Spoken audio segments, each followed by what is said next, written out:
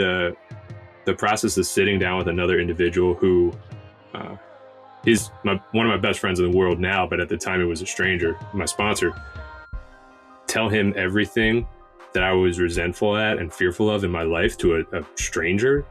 No way. That's against everything in my being that says this is normal. Stories are powerful. Welcome to the Rise, Recover, Live podcast, brought to you by The Phoenix. This is a space where people impacted by substance use can come to share their story of strength and resilience, get open and honest, and inspire hope and build community through shared experience. We'll be talking to people in our community on their own recovery journey and shine a light on the topic of recovery in all its forms. Maybe you'll hear some of your story in theirs. Let's show the world that together we rise, recover, and live.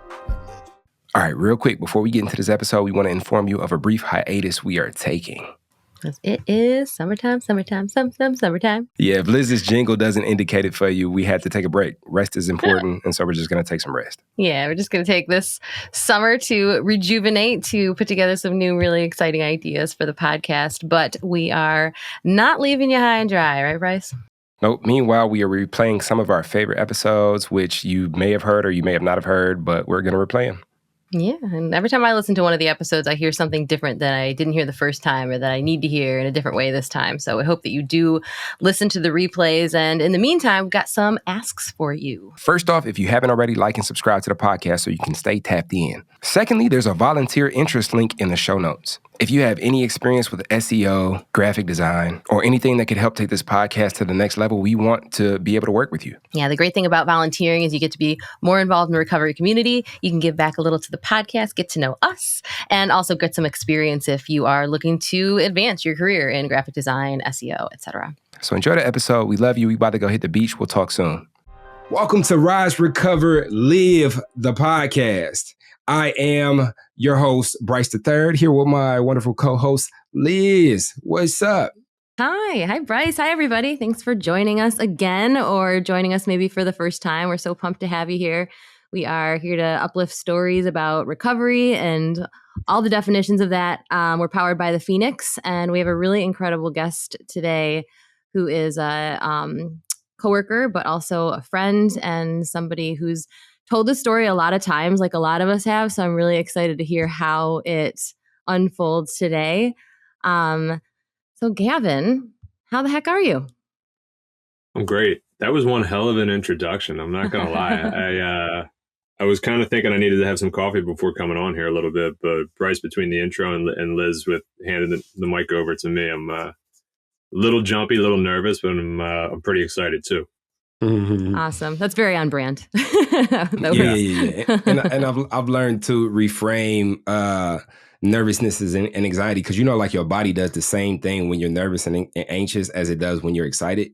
And like, which one holds the best connotation for like my contribution, and which one would I rather? And I usually would rather the excitement. So I was like, what is this? Oh, it's excitement. And then when I lean into that, it allows for me to show up exactly how it is that I'm supposed to show up. And I'm definitely excited to have you here, Gavin. I know we've had a couple of conversations just on the side. We've been working together for about a little over a year. At least that's how long I've been with the Phoenix. And, just the conversations that we've had have let me into your mind. You're a new father, a new father again, right? Times two. And so there's a lot of things that we relate on. And I'm just super excited to have you here on the show today to talk about your story, and we'll get all into it. But first and foremost, how's your energy? So, I mean, you hit the nail on the head. Since I'm a new father for the second time around, I'm functioning on very little sleep. And it's kind of funny, like when it happens, I don't know if y'all have the same experience, but sometimes I have trouble connecting the words accurately to express how I'm feeling. But it also, like, being around new life kind of refocuses on what's very important. So I think the one upside, other than being deliriously tired a lot, is that nothing really seems like a very big deal at all. So it's kind of a very nice way to go about it. So I'm kind of loopy, might fumble over my words a little bit, but I'm pretty excited and I'm pretty awe-inspired by the life around me right now.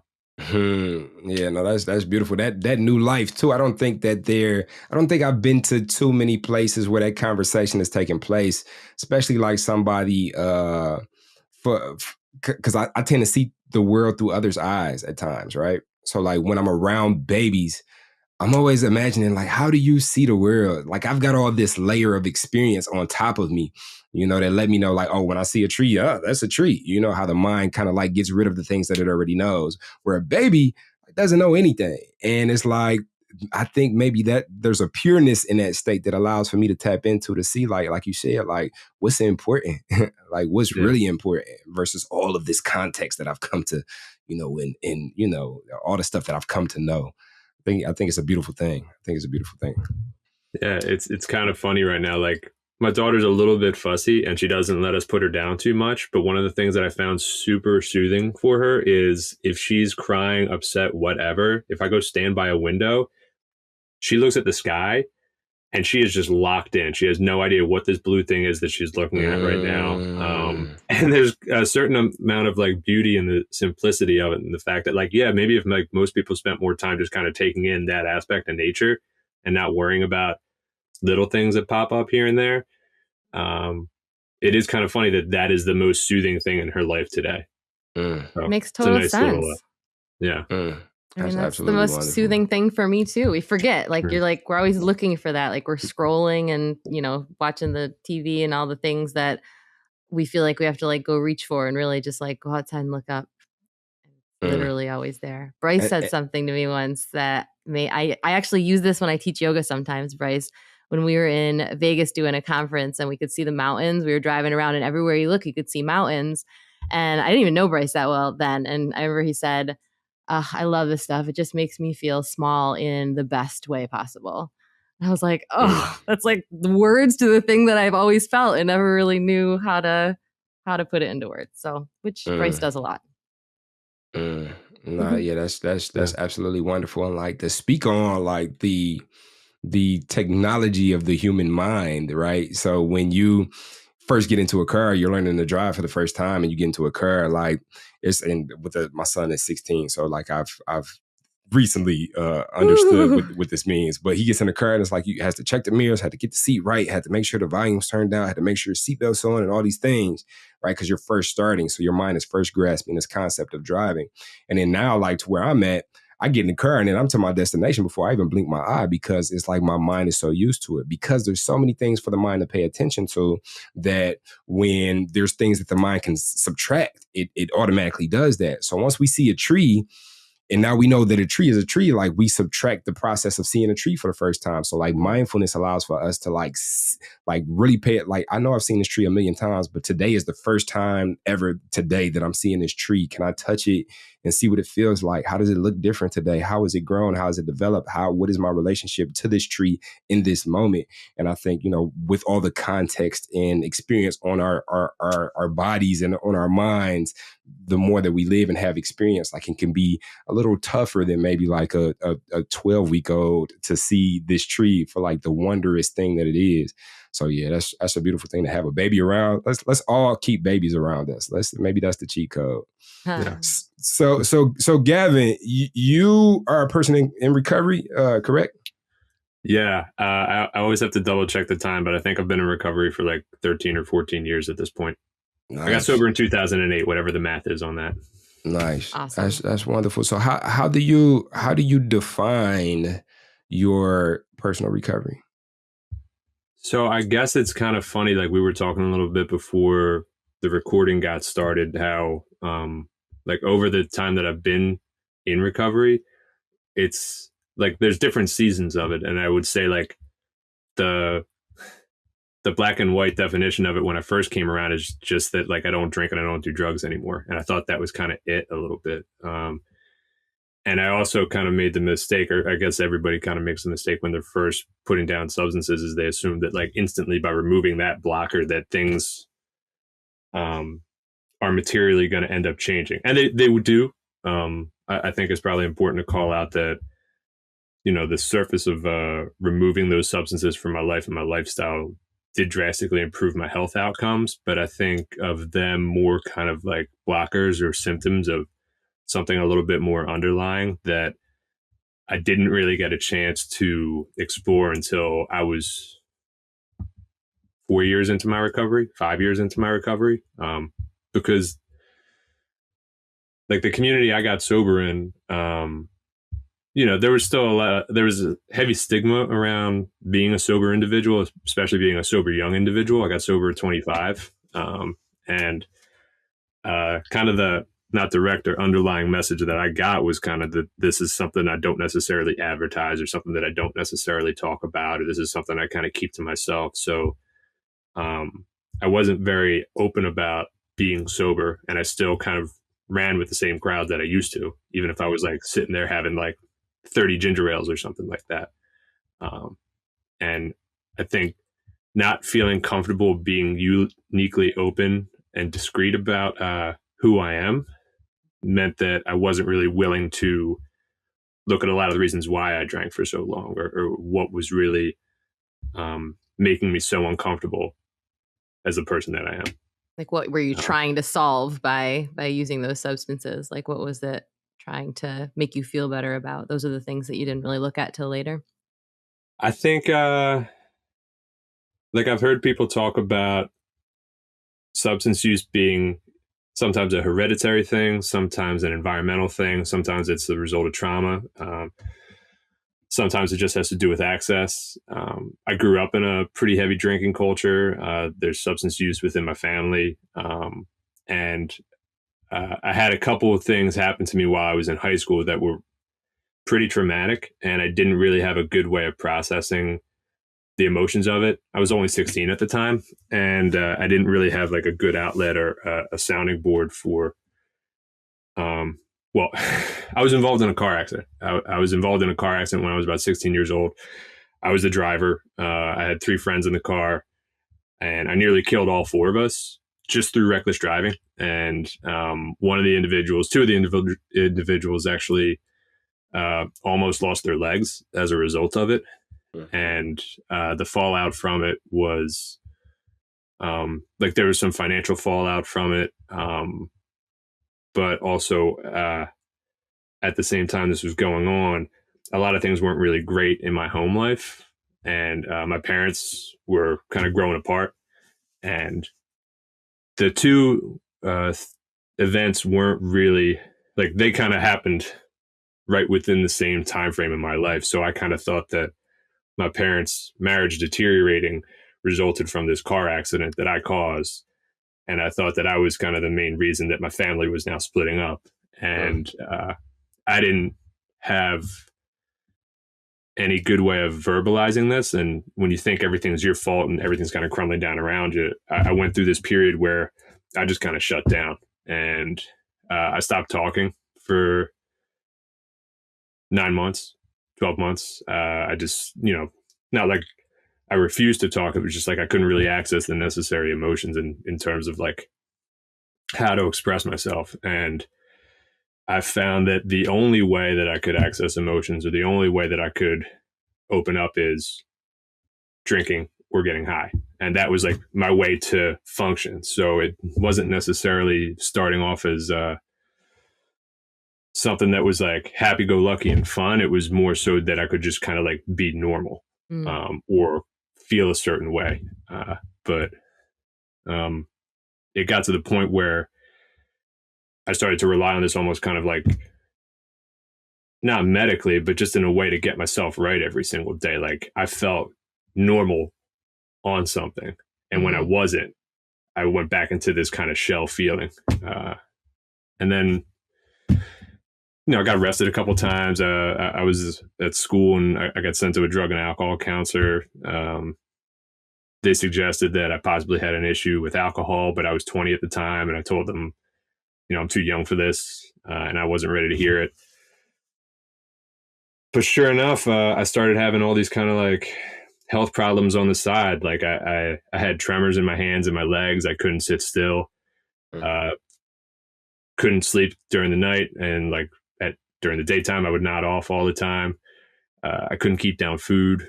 I was probably, I weigh about like 195, 200 pounds right now, but when I was at the bottom, I was about 160 pounds. So I was only like, I was kind of like just a skeleton walking around. Pretty malnourished,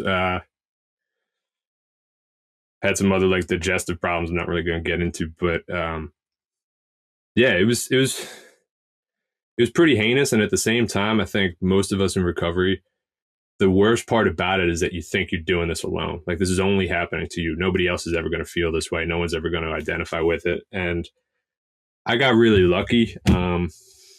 Just through like a series of circumstances, I ended up finding myself in a 12-step meeting when I was 25. And I was hell-bent on not being in a 12-step meeting and not pursuing recovery because I didn't want this lifestyle.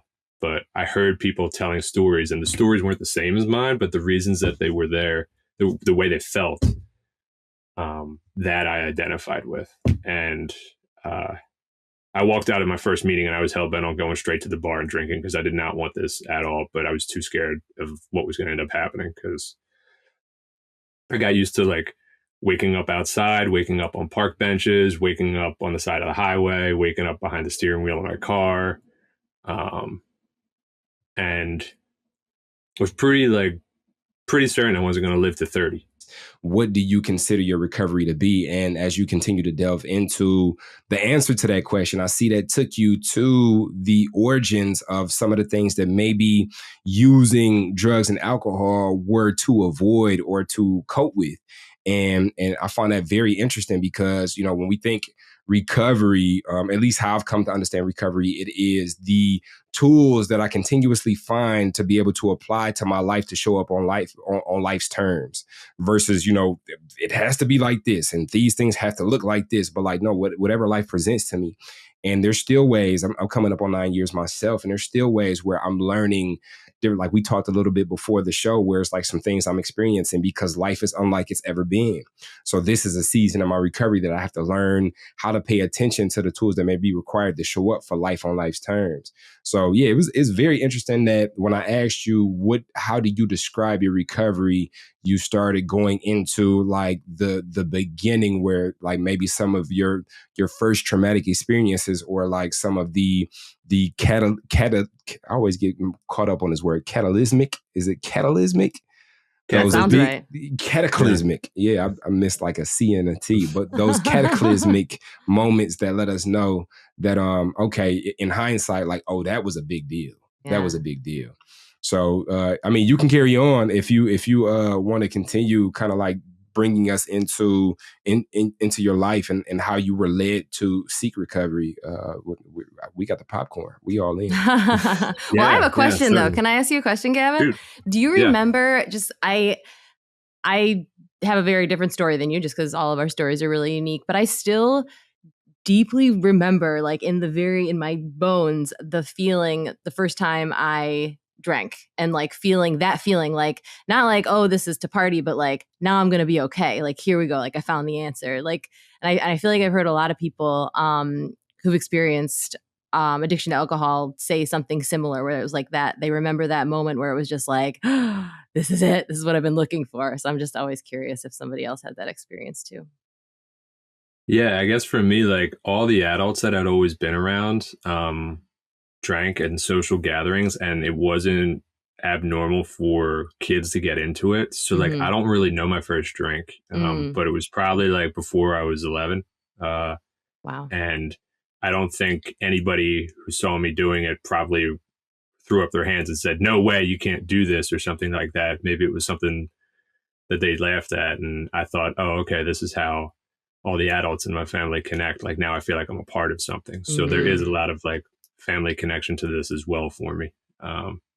But I do know the feeling that you're talking about carrying around a lot of dis-ease and then all of a sudden having that being taken away and feeling like, all right, like now I'm kind of like right in the center of my world. Like this feels like home. This is that warm, numb feeling that I'm looking for. Totally. Yeah. And then it's baffling when suddenly that turns on you and it doesn't work anymore, which sounds like it happened pretty young for you.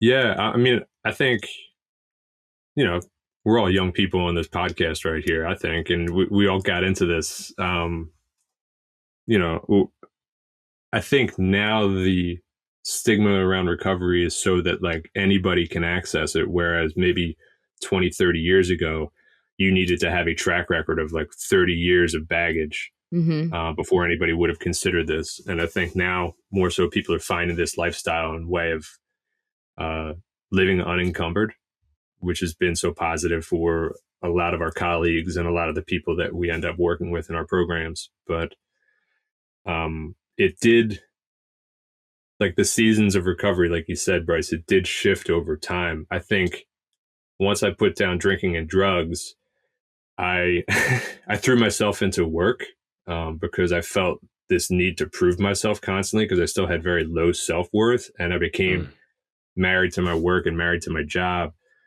And it wasn't until I was maybe like around 30 years old, I was 5 years into recovery, I started suffering panic attacks. And mental health's a big part of my story because I think there's another big heavy stigma around the idea of panic attacks or seeking out help, things like that. I'll be the first to raise my hand and say, like, when I first heard of panic attacks, I was like, that sounds made up, or that's someone that had too much coffee, or like, just get over it, just grit your teeth, you know? When I hear people talk about struggling with panic attacks, I'm like, that's not real. That's a figment of your imagination. And then I remember where I was with my brother. We were on a trip together and I was on a bus, and then all of a sudden I got this tight feeling in my chest. I couldn't breathe. I had this feeling like I was going to throw up, and my peripheral vision just kind of sunk in. So I could only see like a few inches in front of my face. And I ended up having to stick my head out the window because I thought I couldn't get any air. And I thought I just got car sick. But then when we took the bus back that afternoon, the same thing happened. And then the next day, the same thing happened. And then it got to the point where anytime I was on public transportation, anytime I was in a closed room where the door was shut and the windows were shut, anytime my day started at work, I would have these panic attacks over and over again. And I didn't have substances to rely on anymore. So, and I didn't want to talk about this with anyone because I didn't want people to think I was having any problems, because I'm 5 years sober. I have this all figured out. Like, I should be good now.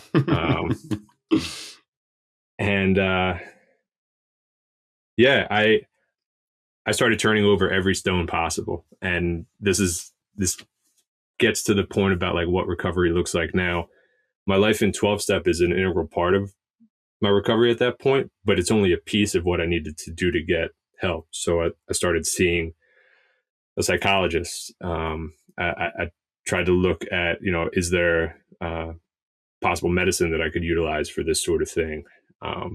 Are there other things I should be doing outside of my work life? And it turned out that I had a really unhealthy balance with what I was doing professionally. And I used that as a way of defining myself. And once I realized that, one, I was trying to cover up for all these deficiencies that I've been carrying around ever since I was a teenager. And two, my work wasn't that important.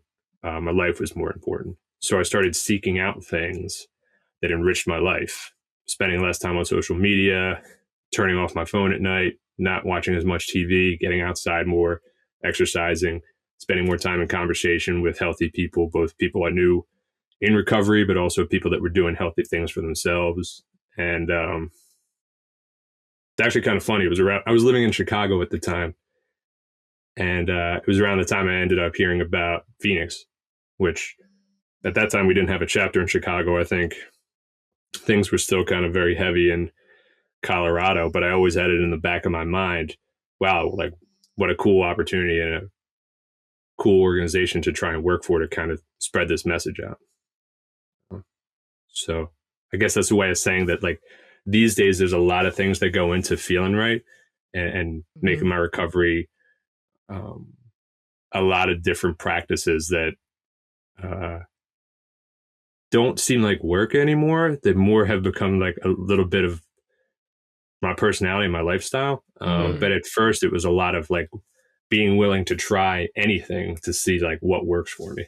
I think it's a James Clear thing from Atomic Habits, which is a really cool book if anybody is looking for a cool book to read.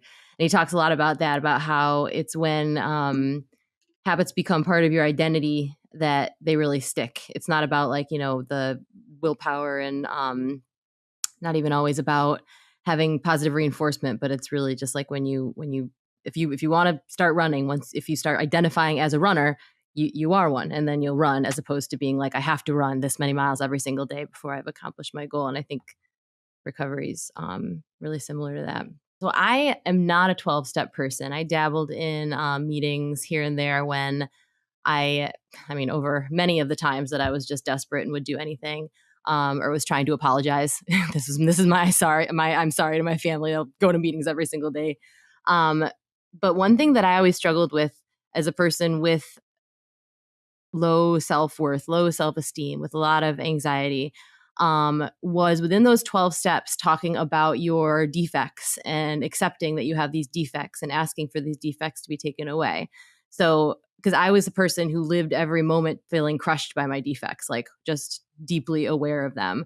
So to just continue to acknowledge them felt hard for me, as opposed to, the yoga mat was a big part of recovery for me. And that was a place where I came to just this deep acceptance of my defects, and like love myself, not in spite of things that I'd considered flaws, but like for those, and having this just kind of like full integration. And so just hearing what you're saying that I relate to so deeply, but I know 12-step is really meaningful to you. Is there a way that speaks to you in a way that's different than the way maybe somebody like me or folks who aren't in that 12-step program might have heard it? I think, so for me, like before I got the 12-step, I didn't know that there was anything that was my fault. Like I was like ultimately, like it's the fact that I came up this way, and the fact that this thing happened to me, and the fact that this person did this thing to me, and the fact that I was born here, and the fact that I don't got no money, and the fact that I came from this. And I mean, all those things are all those things are justifiable. Valid. Like I can point to these things and justifiably say like, this is the reason why like these things are what they are. But like my quality of life was not the best because I was doing that. So like when I came to 12-step, and we got to that that fourth and fifth step where it's like we're looking at, and the way I was walked through the process was like, look, okay, now give me a person, like give me all the people that's ever did anything wrong to you. I'm like, okay, cool. Okay, back with a list of like 150 got it in my people. back pocket. Like, it's laminated. That's easy. That's easy. And then it was like, now list off everything that they did to you. I'm like, even easier. The pen is on fire. The paper is burning. Like I'm going crazy, and I'm my face is screwed up as I'm writing the things that they did. And then, how did it affect you? Well, it affected me like this. And, I'll tell you when he did this, when she did that, man, I'll tell you, I felt like this. And then it was like, okay, so what was the role that you played? I was like, what? Like, what are you talking about? The role that I played? Like, I don't play a role. Like like life happens to me. It was a paradigm shift for me because it allowed for me to see like, oh, how am I playing a role in this? Because when I was coming up, I used to get beat up by, my sister daddy in the house. I used to get, tortured and, punched in my nose on Thanksgiving Day. I'm like 12 and all type of stuff like that. Yes, that was, something I had no control over, and I can point my finger and blame. But then there were things that I would do that like, oh, the reason I'm doing this because I ain't never had no dad, because like I ain't never had no role model, but now I'm perpetuating this thing. So it's like, oh, like, well, the role I played is by continuing to show up and doing things on to other people and using that as the reason as to why I'm doing these things. So it gave me like the viewpoint that allowed, it really revealed to me a whole new dimension of like responsibility that maybe I never had. Also, it gave me context. It gave me context to work with, because like I couldn't initially improve my life if I didn't have like what to practice the opposite of. So once it brought to like light, like, oh, these are the defects, and somebody told me something very early on in 12-step, like, look, if you don't know how to improve, like just practice the opposite of the defects that you found. So it's like, okay, these are the ways that I've been a negative contribution. These are the ways that I've been selfish, self-seeking, and dishonest. So practice the opposite. So, and like slowly but surely, it felt counterintuitive at first, but like where I would lie because like lying just became second nature for me because I had to hide how I was that I was feeling and what it was that I was going through. And I would have so many rooms that I would go into and have a mask on in all these rooms. And each room I had to like put a different mask on and pretend to be what it is that I thought that they wanted because I didn't want to not be accepted. Like I had to like learn to tell the truth. And it's like, I would feel the inclination because it became second nature for me to lie. I feel the inclination to lie, but instead of lying, I would tell the truth. And it was like, ugh, what is this? But like being like having this revealing self understanding process of figuring out like what my contribution was that allowed for me to have the context to improve.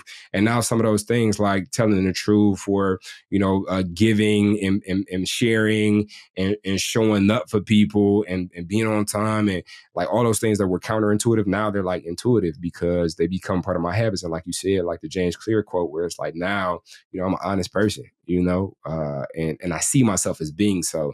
But inherently, I thought that I was dishonest, but I didn't even know that I thought that because it's like the fish in the water. You ask the fish, how's the water? The fish like, what water? Right? So like that process was like being pointed out that, oh, I'm in water and picking me up out of the water for a second to see there's a whole other way of living.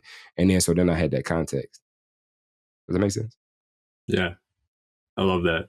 I think the fourth and the fifth step, specifically when I think of the resentment side of things and the fear side of things, the 12-step process is great for bringing people up to that point. But I think even outside of 12-step, it's a worthwhile conversation for people to have with others in their circle, just to say like, hey, I had the same experience as Bryce, but mine came on the fear list. Like in terms of my life, when I listed out my fears, I was afraid of everything.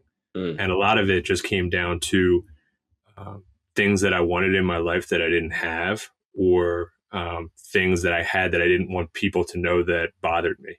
Because, you talk about masks. I think it's really easy for us to go through life and pretend like things don't bother us or people don't bother us or that we're okay.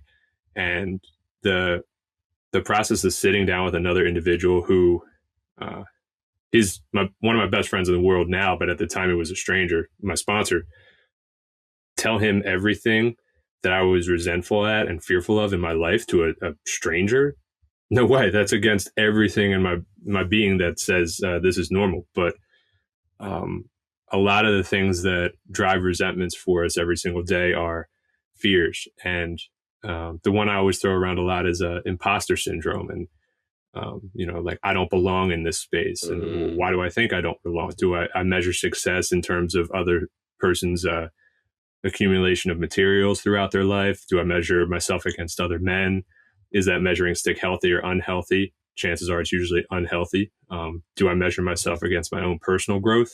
That's probably a better place to start. But nobody wants to talk about that. Everybody wants to pretend like everything is okay. And putting myself in what felt like a very vulnerable position, all of these things that were bothering me that felt like mountains in my life kind of got the air taken out of them a little bit because they didn't seem like that big of a deal once I voiced them to somebody else, especially when that person said, oh yeah, that reminds me exactly how I felt at this point in my life. And they share a similar story back. So it's a lot of like problem right sizing that happens through that process. But I think that's a worthwhile process for people to go after, whether they find themselves in the rooms of 12-step or whether they go another route within their recovery. Just being able to authentically talk about these things in their life with somebody else. Therapists work great for that too. But I know that's like a different dynamic because like there is an exchange of goods and services there, but at the same time, they're wonderful at what they do. Yeah. That's super helpful. Thank you. I appreciate that. I don't, like I said, 12-step is something that's not foreign to me, but I never did the steps. So I could never say that I truly understand it. But the cool thing about what you both said, I mean, the fact that you're both coming at it from such different places, like the, just in general from different places, but the fear piece versus the, pointing the finger outward versus inward piece. And they both do end up in the same place of just like this acceptance and having these mountains, like you said, just not be quite as giant. It's just removing barriers from your best self. And I mean, not to say my experience was the same at all, but like I think that is actually what happened with me on the yoga mat. It wasn't the same process, but it was a lot of the same outcome of just being able to see myself more clearly. And what was some of that process for you, Liz? I'm curious. a lot of it was intention setting. I don't know how much yoga that you two do. I know Bryce does a lot of mindfulness. Do you do yoga, Gavin? I actually have been doing yoga longer than I've been doing CrossFit. No way. Oh my God, that makes me really happy. So, at the beginning of most classes, if you don't already have it in your mind, the instructor is going to say, what's your intention, or talk about setting intentions. And that used to feel to me like making a wish. I remember for a long time, I would like set an intention of like abundance, because I was like, I'm making a wish for more money, because money was like the thing I was very afraid of. Like it was just never enough. And, shockingly, that didn't work. I didn't like win the lottery because of my yoga intention to make money. But when I dove more deeply into like what that actually meant, and had some yoga teachers that I was lucky enough to have a really personal relationship and talk about like, what does this mean? Like, what is intention setting? And do some exercises with, journaling and gratitude lists and things like that. I was able to come to a place where the intentions were really personal. And suddenly I found that they weren't about the things that I wanted, more about like who I wanted to be. And sometimes that was about being, overcoming things that I felt like I wanted, like being better in a way that I was aware of. And other times I would find that just when the more deeply I got into a practice where I was really in touch with myself, the more things would come up that I didn't realize that integrity was something that I needed to work on, but that was just the word that kept coming up in yoga practice. And I would practice on the mat, being really honest with myself in every physical posture, and then take that into the day and be really honest throughout the day, and suddenly realize how many places I wasn't being honest. And like, just, it sounds a lot more magical, like woo, than it was, because it really was a intentional practice, but it felt magic too. And it still does. Like that still happens for me. So yeah, that magic is important. So I think like as a coach, like it's important for me to let people know that the work that we do has physical manifestation. Like we work in the physical plane, the physical reality. Let's see change. Let's see quantifiable change. But a part of that change for real is that internal magic of that experience that adds meaning to whatever it is that we're bringing to fruition. I rarely have space to, not that I don't have space to talk about, I just don't think that I've explored it out loud, really like in front of closed doors. Like I had an initial spiritual experience, like in rehab, that it was like, it hit me like that. It was like a special set of circumstances. I still can't explain it. I don't know how it happened. And that was like the beginning. It kind of like broke me open. It's like, okay, this is something new that I've never experienced. And it was magic. I mean, but you say magic, you scare people. So we try to stay away from magic and try, exactly. To like that's why I'm just plane. Like, it's real, I swear. But I actually really love the word magic and the idea of magic.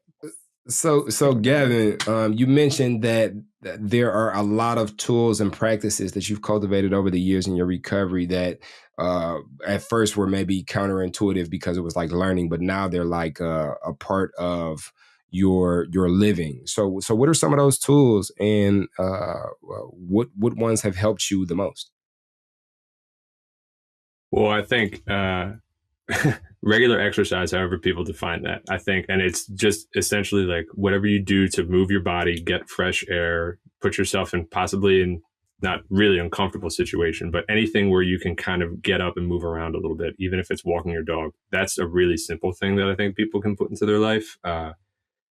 Putting a limit on the amount of time I spend with social media and the amount of time I spend with technology, because I found that, as social media kind of ramped up a little bit, a lot of those things that showed up on my fourth and fifth step, it became a great platform to either hide behind or scratch those fears and resentments a little bit.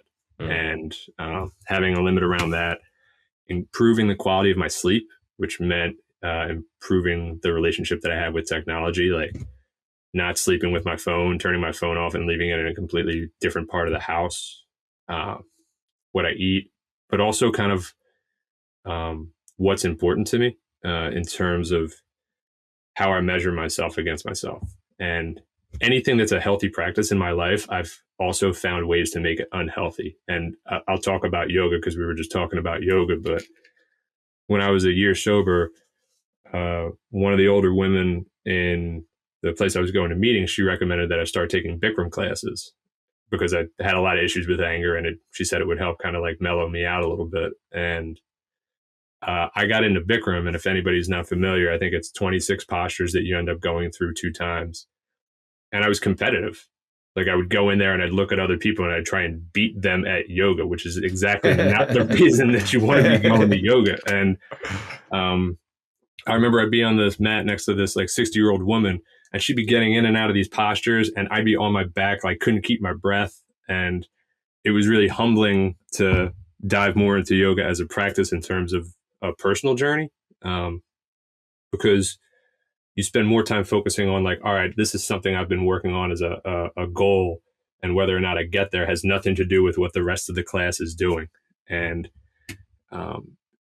if you start to look at your life in terms of making incremental progress and being focused on that, and less so about what people have done with their external life and a comparison. I'm a big quote person, and one of my favorite ones that I hear this day and age is comparison's the thief of joy. Mm-hmm. So I try to stay out of looking at other people and what they're doing and whatever their journey is. So I guess it's more of kind of like a mindset thing necessarily than like a check these 3 boxes and you'll be good to go type of thing. Mm-hmm. But if I keep looking outside myself for solutions, I'm never happy. So I have to do a little bit of keeping everything internally on an even keel. And I don't go to 12-step much anymore. I think I went to I think I've probably been to like maybe 8 12-step meetings since the pandemic started, mostly because I'm kind of like Zoom averse. But, the 2 men who I met at one of my very first meetings in AA are still 2 of my best friends today. And now instead of going to meetings together, we walk our dogs together. So I still keep constructive individuals in my life and people that I can talk about how I'm feeling, not because I'm looking for advice or I'm looking for them to solve my problem. I'm mostly just looking for people that are willing to listen. And I think it's a nice way of being in service too. Like if I have a friend that's going through something, it's really presumptive on my part to say like, oh, I know what's going to fix your problem. I know like this is going to help you. It's more like, hey, you just need to talk and you need someone to listen and hear. Let me do that for you. I'm not going to be able to give you any advice to solve the problem, but at least I'll be someplace where you can kind of bring it. And I kind of rely on those individuals. And I think they've also come to rely on me a little bit. And that's been really helpful. And that's beautiful. That's beautiful. Community has been every step of the way the number one thing, whether it be the meditation community, whether it be the community at the Phoenix, whether it be my 12-step community, whether it be the artist community, whether it be the Buddhist community, whether like every step of the way when it got too tough and I felt like I couldn't push forward or I didn't have the answers, there was a community that I was able to tap into with other people that had the information. And if they didn't have the information, they had the support. If they didn't have the support, they had the experience that I could feed off of. And they had the strength and hope that I could pull out of.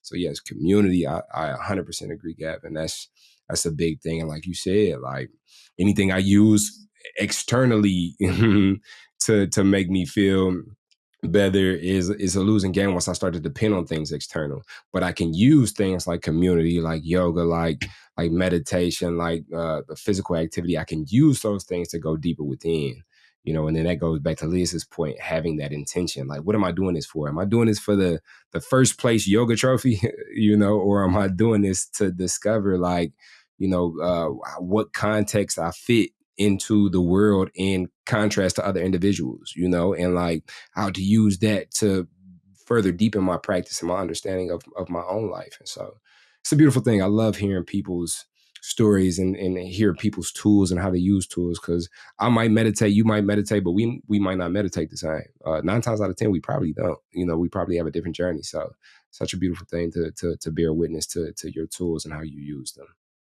I'm so in love with the fact that we started this podcast. Sorry, I'm about to clap and then I remember there's a microphone.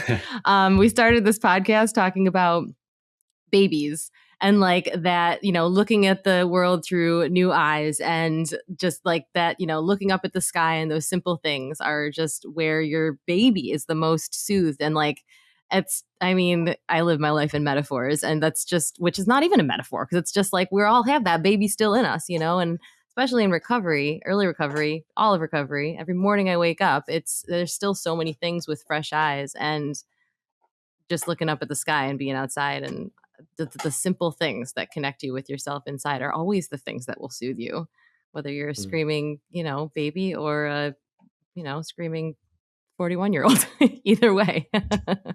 So that's cool. I'm literally a screaming baby, like 16 hours out of a day. Yeah. Same here. It's awesome. Yes. Well, Gavin, it's been an absolute pleasure to have you on the podcast. I think this conversation is an invaluable evergreen conversation, and I'm pretty sure people can listen to this episode 2 years from now, and it will speak to them. I think somebody can listen to this episode today and then listen to it 2 weeks from now, and if they have had experience in growing, maybe pull something different out of this for a second listen. So I'm glad you stopped by. I know it was super last minute for you to come on, and but such is synchronicity, such is the way that the universe works. Let's not get too magical, Liz. I'm gonna shoot it over to Liz because Liz has the special final question that changes every episode, and I'm so interested in today's iteration of this question. And you always build it up, and then I can feel myself getting red. It's not even that unique a question, but I just can't ever remember how to say it. So Gavin. This big question.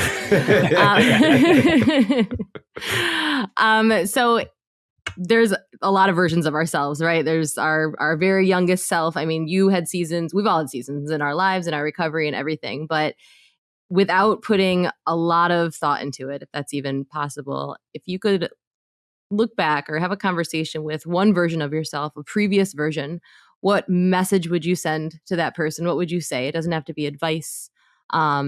It doesn't even have to be wildly inspirational. Maybe just your keys are in the freezer. But what might you say to a previous version of you as who you are today? So I guess it would go to whatever version of me in the past it could land on. But I think you get to pick. Even if it was prior to coming into recovery, I'll say like sometime in my teens or 20s, anytime somebody's sitting with a certain amount of dis-ease within their life, I think there's this misunderstanding where they have to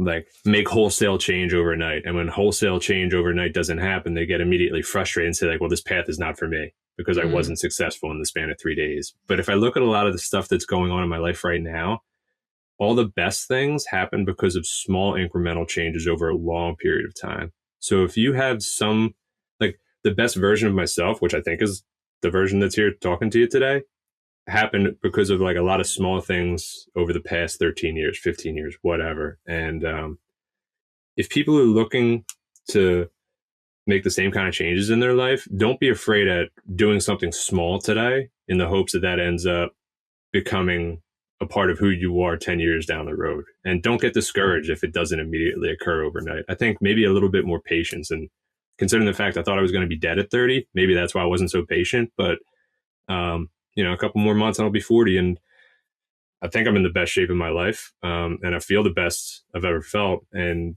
a lot of it is just because of like small things, and the small things really add up over time. So thank you, all the other versions of Gavin, for doing all the small things that brought us this version today. Well, thank you. And this version of Bryce really needed that, man. I appreciate that for you. Yeah, of course. I think, you all thank me for coming on, but I think kind of blazing this new trail with what the Phoenix is doing and giving a microphone to other people to talk about their life and their experience and being able to elevate their voice. I think both of you should really be championed for stepping out and trying something new. So thanks for letting me play a small part today. You know what, Liz? We never told like anybody what Gavin does with the Phoenix. I know. I actually was going to say we might have to have Gavin on again because I feel like we got real deep real fast, which is our favorite. But we just scratched the surface of of who Gavin is. But yeah, Gavin, if you want to just shout out what you do at the Phoenix, that would be pretty cool for folks to hear. Yeah, certainly. So I work with a lovely group of people that head up our national partnerships team here at the Phoenix. But my journey with the organization started as a CrossFit coach, volunteering his time at a local gym in South Philly on Saturdays. And then slowly over time, I got the opportunity to come and work here full time. And it's been a wild ride to be able to marry what you love with a profession. And I get to work with you all. So pretty lucky guy right here. We're lucky too. Really grateful to know you and to work with you and to be able to have this conversation with you today. I mean, if people don't have us already on their socials, that say following the Phoenix on Instagram and Facebook, and now it sounds like Spotify as well too is really important, or wherever you get your podcasts. And if you want to follow me on Instagram, it's Gavin from Philly. But these days it's less exciting. It's mostly photos of dogs and babies. But, you know, there's still a place for that in the world. So if you like that stuff, that's where I'm at. What could be more exciting than that? I think there's got to be like a domain name out there that's taken called dogsandbabies.com. I'm pretty sure that's in high demand. Totally. I mean, go Google that right now. If it's not, look, hey, I got dibs. I'm trying to get this money. I know. Oh, man, there's somebody out there buying it right now, and they're going to be like, I'll sell it to you, Bryce, for $1 million. Well, I think... Speaking of being real, by the way, I don't know if y'all noticed this, but this is baby spit up right here on the shoulder. See? Oh, cute. There we go. That's amazing. There we go. Well, I had a dog climb up on my lap at one point during this talk. That was a first for the Rise, Recover, Live podcast. So everyone meet Griffin. It might not be the last time. All right. Well, thank you for joining us. Thank you so much, Gavin, for being here. It was just always an honor to hear anybody's story. It's such an honor to hear someone's story that you're able to know and work with closely and then get to know them a little bit more. I love being here with you, Bryce. Grateful for every moment. And if you want to get more involved with the Phoenix, please check us out online. We are at thephoenix.org. Even better, please download our app where you can join events both in person and virtually. Check out our on-demand content. Join groups where you can chit-chat with folks just from your living room in your pajamas if you'd like to. And if you want, you can maybe even become a volunteer. So all that information will be in our show notes. Please rate and review. Send this episode to a friend who might need to hear it. And we're grateful for every one of you. We'll see you next time. So now you're excited. Bryce, Liz, how do I get involved with the Phoenix? Well, my friend, it is super simple. We actually have an app. Head over to the Google Play Store or the Apple App Store, or look in the show notes of this podcast, wherever you're listening to or watching this podcast, and go download the Phoenix app. The Phoenix app makes it so easy to find classes that are near you or to access our virtual class schedule where you can hop on from the comfort of your home. You can also join our groups and have a conversation with someone from the Phoenix community from anywhere in the world. Please make sure that you join the podcast group where you can connect with Bryce and I and other listeners. Everything that you need is in the show notes. You can also head to our website at www.thephoenix.org. And maybe while you're there, you click the volunteer tab and get even more involved.